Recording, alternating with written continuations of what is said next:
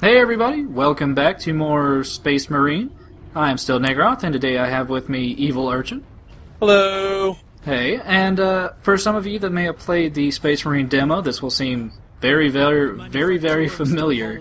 Perhaps excessively familiar if you played it 500 times, like myself and several other people have. Well, this was the better part of the demo, because, well, people... The other part was Assault Pack. Yeah, that's... I don't know, actually, it's kind of a toss-up, really. Oh yeah, I will definitely say that. But, yeah, we completely fucked up the strain, but it didn't hit that door at least, so that's good. It'll be fine.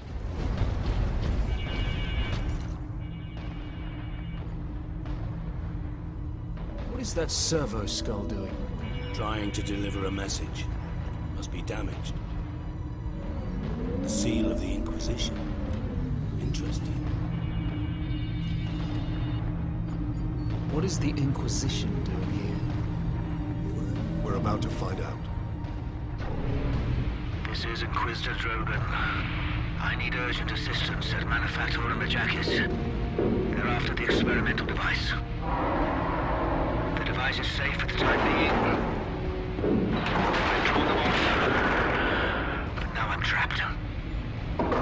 If I die, you must keep the device out of enemy hands. Or he'll be unstoppable. I needed more time.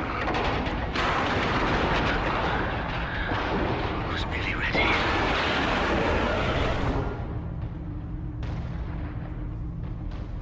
An experimental weapon. We need to find the Inquisitor before the Orcs do. And there's Grand Inquisitor Gary Oldman. Yes, from the Fifth Element. Maybe later we'll run into Imperial Guardsman Corbin Dallas and special guest appearance by Chris Tucker as racist black caricature in space. So Chris Tucker. Yeah. Yeah. But, and that was also a nice reminder that in 40K everything is skulls. Everything. Yeah, I mean, we have been picking up servo skulls, which, you know, in the far distant future... Oh, another one. What do you know? Yeah, well, in the far distant future, they don't really have answering machines. Instead, you have to actually get a skull from a human being and shove it full of robot parts, and then, hey, you can now leave a message. And to think, they could have been using those for thrones, which I hear skulls are really good throne material. So, you know, whatever. Well, I think if you use those, you become kind of heretical, because I think that... Honestly, with the Inquisition's love affair with skulls, they should really be totally on board with that. Yeah, I know we were talking a bit about it before, and I know everyone out there loves British sketch comedy, so they've all seen, you know, that Mitchell and Webb look. Clearly. But yeah, there's a particular sketch on there where their love of being Nazis allows them to dress up as Nazis. But they're all sitting around, and one of them suddenly has this epiphany that are we the bad guys? Because they suddenly start looking around and realizing, like, everyone's covered in skull emblems and things like that. It's just like, maybe they're just there for intimidation. I'm like, no, that's kind of evil. Like, I don't really think the Imperium really gives a shit. Honestly. Pretty much. I mean, they're still not as bad as the Tau with their mind control pheromones. Well, the Imperium is space Nazis, Tau are space communists, so that's just how it goes. Yeah, they're Asian. Hitler or Stalin, take your pick. Yeah, I think Pain God actually listed a pretty good, like, YouTube explanation where it was the assholes and dicks and pussies. But yeah, I guess you know, Guardsman Alexander is still, you know, missing home and wishing he wasn't in the midst of an orc invasion. But what are you going to do? You're a guardsman. Yeah, I think we can all identify with that. We've all been there in life. I mean, at least being a named guardsman means you might live a little bit longer. Or about 5 minutes. Yeah, or you'll become a martyr. It's a lot easier to have a martyr if he has a name. If your name isn't Gaunt, in fact, even if your name is Gaunt, you still have a decent chance of dying. Yeah, pretty much. I don't know. I wouldn't mind being... I can never pronounce his name. Cyphus? Cyphius?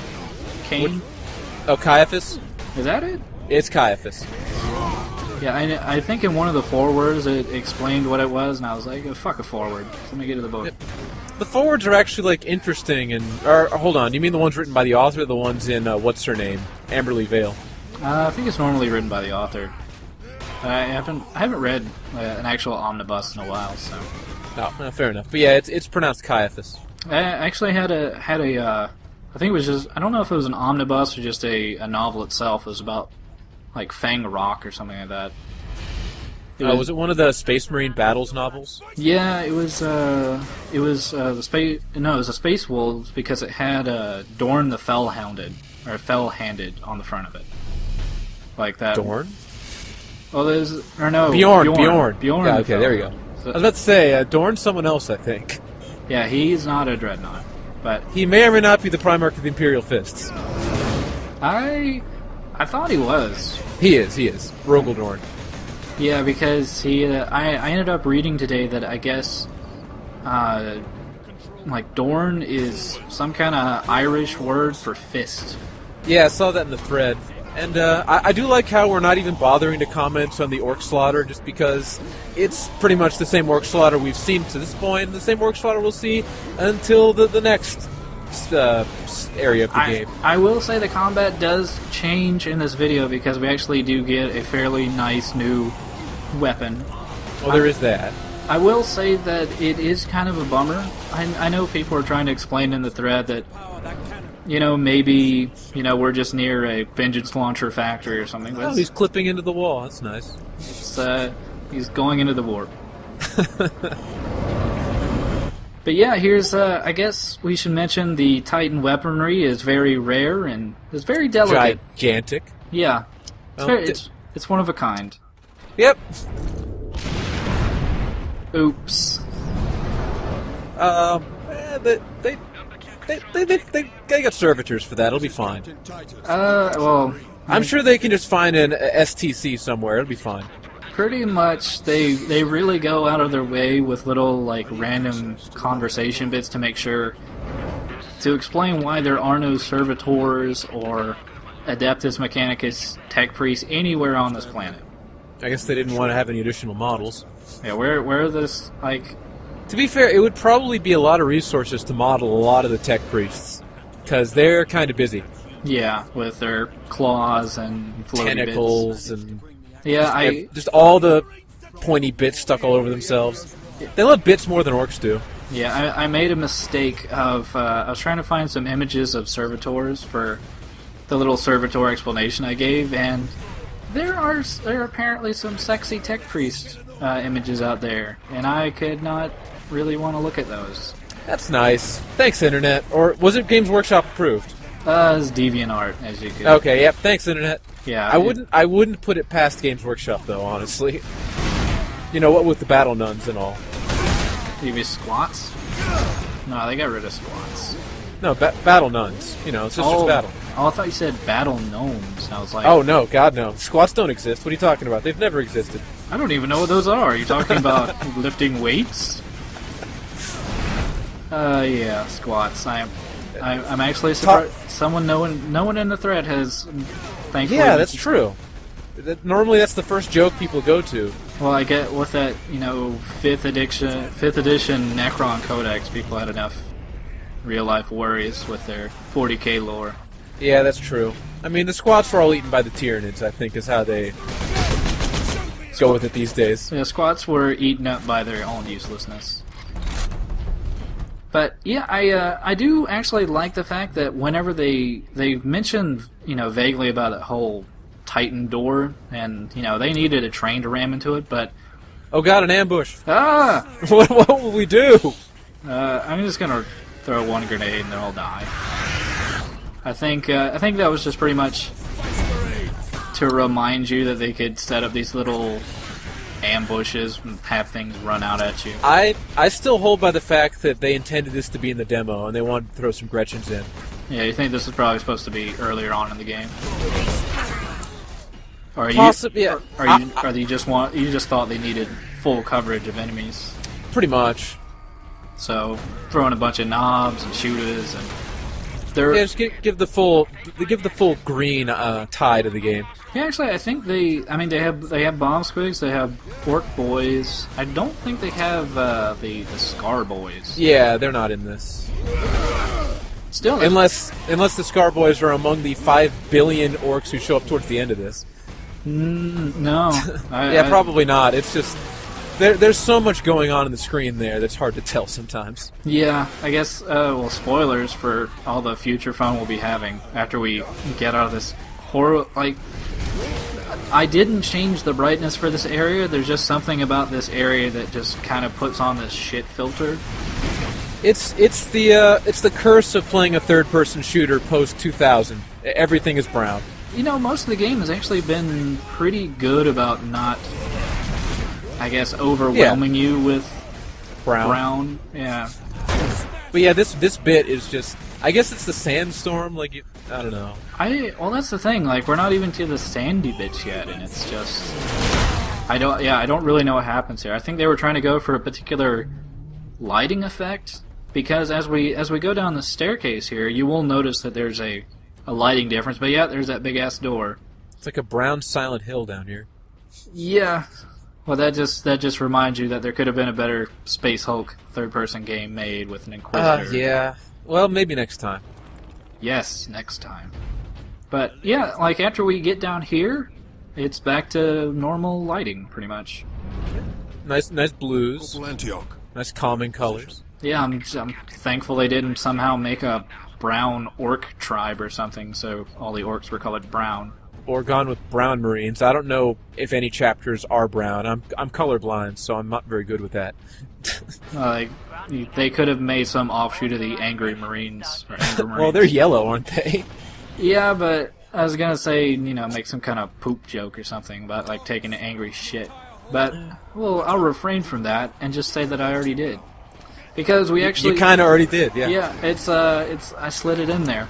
But yeah, Go ahead. It's out there. It's like a shit on the floor. You don't want to talk. You don't want to talk about it. Speaking of that busy bit we were just talking about. Yeah, we've got a brand new melee weapon, or melee, if you're French, and it's the Power Axe. Power Axe has, I would say, a much larger swinging arc. Much fancier too. Yeah, if you do the full combo, you will definitely see a little pirouette there at the end. It has pretty much the exact same like power moves. It has kind of a slamming AoE effect. Yeah, it has like its little shoulder rush. So it equips the power 2-2 of Rowboat Girly Man. Yeah, but its major drawback is mostly just if you do the full combo and you don't actually hit anything, you are just going to be pounded on from the back. Which sounds so innuendo-laden. I wasn't even going there. I was letting that one go. It's fanciful. There's nothing gay in the year 40K, which that mildly rhymes. But yeah, it's I think I know. Actually, there's a surprising amount of lesbians in the books.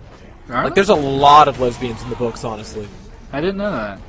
Are they mostly Inquisitors? Because I assume like the sisters. No, There's a lot of IG and. Oh yeah, I can see that. Because they got their all-female regiments. Yeah. Like there's a bunch in Caiaphas Cain. There's a bunch in other things. Yeah. But yeah, I know most people whenever they see or they know of a Power Axe in like tabletop gameplay or just power weapons in general, they're usually more powerful than they're capable of actually doing damage to vehicles because their force field can cut through them. Yeah, but I think in the actual sense of the game, they actually meant for the Power Axe to be like a faster, more AoE type of weapon, but with less damage.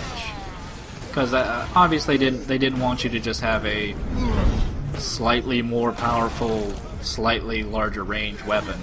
Especially since the fact you... Ah, Jesus. Oh, well, yep, there. Have fun with the seizures, everyone. Yeah, I don't know what happened there, but I love this. I don't know. Huh? Ow. Yeah, that execution is apparently very deadly. Yeah, the other knob just died from the sheer association with it. Yeah, he was like, fuck this, I'm just gonna die. The lift is here. Yeah, and I would like to point out that the game is up in the ante on us, putting 2 knobs now. Yeah, that can actually be a fairly difficult fight if you don't have Fury, which is why I was making sure to save it up just for that. Like, I guess if you start your Fury at the very beginning of all those waves, then maybe you'll have it regained to fight them. Considering the ludicrous amounts of orcs you kill, I would imagine you would. But then inevitably, if you're one of those people that are just playing the game ranged, you pump about 5, Vengeance launcher rounds into them, set them off. Arrived, my lord. So, it's mostly if you're, I don't want to say stupid enough, but if you bought this game for the melee, then yeah, you'll probably die there when you're first trying this. Titans remain secure. Is there any other reason to be a Space Marine? Apparently to play a third-person cover shooter, and be told it's not a cover shooter. But yeah, so we have met up with our little retinue of guardsmen here, and they're going to let us further into this manufactorium, hopefully meet up with that Inquisitor. But yeah, I want to thank EvilUrchin for joining me. Indeed. Yeah, and we'll see you next time. Yeah, we'll see you next time for more Space Marine. Bye.